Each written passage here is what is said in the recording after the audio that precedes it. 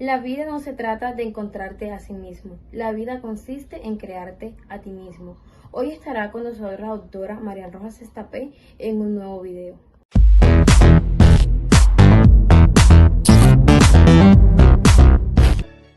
Os podéis imaginar la cantidad de libros, lo que se ha escrito, lo que se ha dicho sobre la felicidad. Pero es que a día de hoy la felicidad es el gran tópico. Todo el mundo la anhela, todo el mundo lo desea y, sin embargo, muy poca gente se considera feliz. Nosotros en la consulta, cuando nos viene un paciente nuevo, llegamos y pues nos metemos en su vida. Cuéntame qué te pasa, cómo te sientes, cómo estás, y vamos pues entrando en las profundidades de esa persona. Y a mí, desde hace ya bastante tiempo, la gente viene y me dice: Isabel, tengo depresión. Entonces a mí al principio decía, bueno, pues qué alegría, ya me hacen el trabajo, yo ya ni diagnosticar casi. Sin embargo, me he dado cuenta que no es así. Lo que la gente llama depresión es que no son felices. Lo que está pasando a día de hoy en la sociedad es que la gente no es feliz. Y lo que os decía, ¿qué es la felicidad? La felicidad no es algo estático, no es esto, sino que es muy dinámico. Y ese dinamismo es a lo largo de toda la vida. La felicidad es lo que nos pasa, pero sobre todo la interpretación que nosotros hacemos de lo que nos pasa. Nada tiene que ver la visión que pueda tener un médico, un periodista o un sociólogo o un psicólogo de una actuación que puede ocurrir. De hecho, si hay un accidente, cada uno de estos 4 perfiles muy probablemente contará ese accidente de forma totalmente distinta. Y la felicidad es esto, es la interpretación que nosotros hacemos de lo que nos pasa, sabiendo que, sí o sí, tenemos que vivir en el presente. Y este es el grandísimo problema que está pasando a día de hoy. Es decir, cada vez vivimos más en el futuro. Y la felicidad es estar instalado en el presente, habiendo cerrado las heridas del pasado, y porque todos tenemos heridas, y saber aceptarlas, y mirar hacia el futuro. ¿Qué pasa? Que vivimos en el siglo XXI y es la sociedad del ayer, es decir, todo lo queremos para ayer. Vivimos en una sociedad que es lo más rápido que se haya visto nunca. Entonces, ¿qué ocurre en esta sociedad? Que no nos permitimos parar, no nos permitimos estar en lo que estamos. Nosotros en la consulta, en muchísimas ocasiones, tenemos que decirle a los pacientes: tienes que parar, tienes que aprender a estar en lo que estás haciendo. Desde disfrutar de una ducha, disfrutar del café de la mañana, disfrutar del periódico, disfrutar de tus hijos aunque coman mal y estés desesperada porque no pueden comer, pero aprender a parar. También tenemos que tener en cuenta que, como vivimos en una sociedad que es de cara para afuera, esto suele costar mucho. Y no solo cuesta mucho, sino que también se tiene muy en cuenta en las comparaciones. Entonces, llegamos a un extremo en donde vivimos siempre con ganas de hacer más. Es lo que se llama a día de hoy la cronopatía. Es decir, estar constantemente con la necesidad de aprovechar el tiempo, de que todo mi día haga cosas y esas cosas tengan una función. Por tanto, decir, no, tengo que parar, tengo que saber disfrutar del momento, habiendo, insisto, superado el pasado y, sobre todo, mirando hacia el futuro. Y una vez que tengamos un poco asentado que esto es lo que nos va a hacer sacar lo mejor de nosotros, nosotros en la consulta somos mucho de pequeñas pinceladas, pongo aquí lo que yo llamo una ecuación de sacar lo mejor de ti. Vamos a irlo desgranando, pero quiero que penséis todos vosotros a día de hoy qué cosas os hacen felices. La primera de todas es la que nosotros llamamos el proyecto de vida. Decía Séneca: no hay viento favorable para una persona que no sabe a dónde va. Y el proyecto de vida es esa idea, ese camino que yo he trazado en mi vida o que yo he empezado a pensar que podría hacerme feliz y podría ser, pues un poco los hitos de mi vida. Y nosotros siempre hablamos de 4 puntos fundamentales: el amor, el trabajo, la cultura y la amistad. De todos ellos podríamos hablar largo y tendido, pero sí es verdad que me gustaría que fuésemos un poquito desgranándolas. Lo primero de todo, el amor. Y el amor a mí me gusta dividirlo en 4. La primera de todo es el amor a uno mismo. Qué importante es la autoestima. Y la autoestima es fundamental en nuestra vida porque nos hace tirar para arriba o tirar para abajo. Y en esto es importantísimo primero conocerse. Yo tengo muchísima gente en la consulta que me dice: no, si yo ya sé perfectamente cómo soy. pasadas 2 sesiones dices, bueno, entre lo que tú pensabas y lo que realmente eres no tiene nada que ver. Entonces, el ser humano nos tenemos que conocer y tenemos que conocer las cosas buenas y las no tan buenas, porque somos humanos. Entonces, importantísimo conocerse. Y una vez que nos hemos conocido, empezar a comprendernos. Mi padre dice una frase que a mí me gusta mucho, que es: comprender es aliviar. Fijaros a partir de ahora, en el momento en que vosotros comprendéis algo porque lo habéis conocido, decís, pues claro, es verdad. Y en ese punto podemos pasar a aceptarnos. Qué importante es a día de hoy saber aceptar esas limitaciones, esas cosas mal hechas, eso que nos ha ocurrido en la vida que pues no dimos la talla, no estuvimos bien, pudimos hacerlo mejor.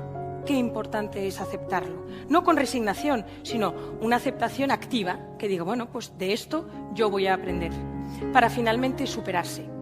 Ya os digo, nosotros en consulta tenemos mucha gente que nos dice, oye, yo quiero que me enseñes a hacer esto. Y digo, bueno, vamos primero a conocernos, comprendernos, aceptarnos, para finalmente superarnos. Y aquí, para la autoestima, yo en general siempre sugiero 3 preguntas. La primera es, ¿cómo me hablo yo a mí misma o a mí mismo? Es decir, ¿cómo es esa voz interior que va comentando lo que yo hago en mi día a día? ¿Me autoboicoteo? ¿Saco lo mejor de mí? ¿Tiro hacia arriba? Y tenemos que saber esta voz interior qué nos produce. Lo segundo es, ¿a qué le tengo yo miedo? ¿Qué cosas en esta vida me producen bloqueo, me producen parálisis? Y la tercera es, ¿cómo me bloqueo? ¿Cómo yo me enfrento a estos bloqueos? Y entonces hay gente que puede gritar, puede llorar, se puede ir, se puede callar. Y ahí que conozcamos estas 3 respuestas, porque esta es la base y fundamento para que luego nuestra autoestima no dependa tanto del exterior, sino de nosotros mismos. Entonces, decíamos, el amor a uno mismo. Esto parece muy soberbio, pero insisto, tema de la autoestima. 2, el amor a otra persona. Y aquí sí que podríamos estar hablando muchísimo rato y no lo voy a hacer, pero qué importante es aceptar en la elección afectiva. Decía Don Quijote, al que acerta en el casar no le queda en qué acertar. Entonces, saber que nuestra elección afectiva va a ser clave y fundamental para toda nuestra vida. Es la decisión. Nosotros podemos cambiar de ciudad, de trabajo, podemos cambiar de país, de amistades, pero esa persona que nosotros le entregamos el corazón, esa persona en la que nosotros compartimos una intimidad, se quedará siempre, aunque solamente sea en el recuerdo, pero es un recuerdo emocional.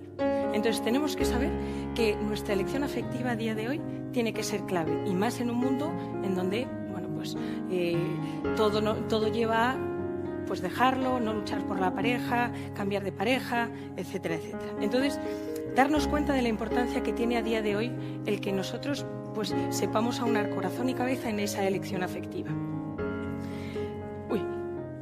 El tercer amor, uno mismo, a otra persona, el amor a algo trascendente. Es decir, el ser humano es un ser interior. Nosotros tenemos vida interior, alma, y esto es lo que nos diferencia de los animales, una de las cosas. Por tanto, nosotros tenemos que tener una verticalidad en la vida, tenemos que ver más allá, tenemos que querer, gozar y gustar de algo que sea intangible. Yo tengo algún paciente en la consulta que me dice, no, yo el amor a la democracia. Lo tiene un poco fastidiado, pero... Es decir, los que tengan creencias religiosas a esa religión, los que crean en algo superior, en ese superior. Es decir, saber, querer y cuidar es intangible que hace que nosotros tengamos una amplitud de miras. Y por cuarto, el amor o un amor bien establecido a nuestro vínculo primario. ¿Quién es nuestro vínculo primario? En general suelen ser nuestros padres. ¿Cuántas relaciones de padres o cuántas malas relaciones de padres con hijos han afectado luego al comportamiento, a la conducta, a la elección afectiva de esa persona? Entonces, tenemos que saber que las relaciones de los padres con los hijos es complicada, pero no porque sea complicada, sino porque es que ningún padre nace sabiendo y ningún padre nace sabiendo ser padre. Entonces, al final ahí se crea un dinamismo y una relación que es muy complicada. Dice Mariolina Cerrotti, una psiquiatra italiana, que no hay relación más complicada que el de una madre y una hija. Entonces, solo con esto ser consciente de lo importante que es que ese vínculo primario esté bien establecido. De hecho, de cómo se quieran los padres entre ellos y de cómo los padres quieran a sus hijos, dependerán muchísimas decisiones de ese hijo el resto de su vida, de comportamiento, de conducta, de elección afectiva. Es decir, afecta a muchísimos ámbitos y planos de la persona. Decía, amor, trabajo. Y aquí nosotros siempre diferenciamos dos grandes patas. La primera es algo que me guste, hacer algo que realmente me guste y que disfrute, y algo que me reporte económicamente. El que solo trabaja por dinero termina totalmente amargado, y el que solo trabaja por corazón hay un momento dado que no se siente valorado. Entonces tenemos que hacer que el trabajo sea el ámbito en donde nosotros saquemos nuestro mejor yo, y no es tanto hacer lo que a uno le gusta, sino gustar lo que uno hace. Y ahí hay que meterle pasión, el aprender a estar en las pequeñas cosas. Y si esas pequeñas cosas es pasar unos números a un Excel, el ponerle cara a esos números, el ponerle trascendencia a esos números, el pensar más allá de esos números. Digo los números como puede ser en el ámbito médico, en el jurídico, los abogados, lo que sea. Pero el saber que ahí hay que meter mucho corazón, porque nosotros pasamos entre un 60 y un 73% de nuestro tiempo trabajando. Lo tercero es la cultura. La cultura es amplísima, es decir, es todo y al mismo tiempo es nada.